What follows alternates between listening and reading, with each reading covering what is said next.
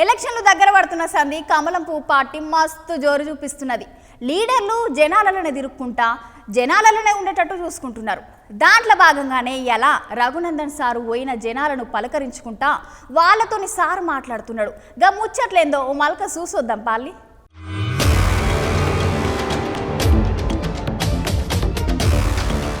ఎలక్షన్లు దగ్గర పడుతున్న సంది కమలపు పార్టీ మంచి జోరు మీద ఉన్నది. ఈసారి ఎట్లయినా తెలంగాణలో ఎక్కువ సీట్లు గెలుస్తామంటున్నారు బీజేపీ లీడర్లు అందరూ.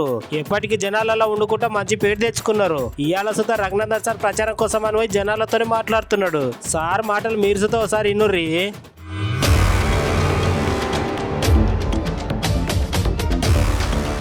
7 దశాబ్దాల్లో చిరు వ్యాపారులకు కూడా ఎలాంటి అసౌకర్యం కలగకుండా నగదు రహిత లావాదేవీల కోసం దేశం డిజిటల్ ఇండియా వైపు పరిగెడుతుంది అని చెప్పడానికి సాక్ష్యం.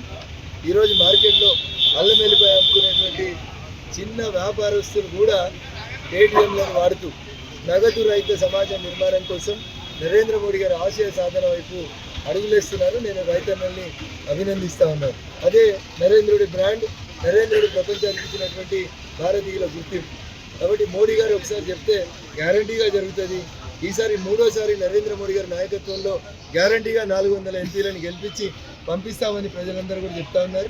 ఈరోజు పటాన్చెరు వ్యవసాయ మార్కెట్ పరిధి లోపల ఉన్న చిన్న సన్నకారు రైతుల్ని కలిసిన సందర్భంగా వారు చెప్పిన మాట తప్పకుండా బిడ్డ ఈ తాప మోడీ గారిని 3వ సారి గెలిపిస్తామన్నటువంటి మాట చెప్పినందుకు వారందరికీ కూడా నేను ప్రత్యేకంగా కృతజ్ఞతలు తెలియజేస్తాను.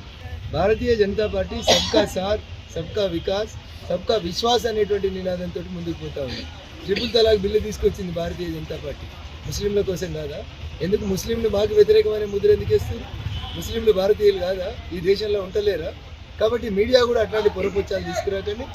సబ్కా సాత్, సబ్కా వికాస్ అనేటువంటి నినాదంతో మా ముస్లిం సోదరులు కూడా మాతో పాటు కలిసి ముందుకు సాగి ఈ దేశ అభివృద్ధిలో భాగస్వాములు కావాలని కోరుకుంటా ఉన్నాం.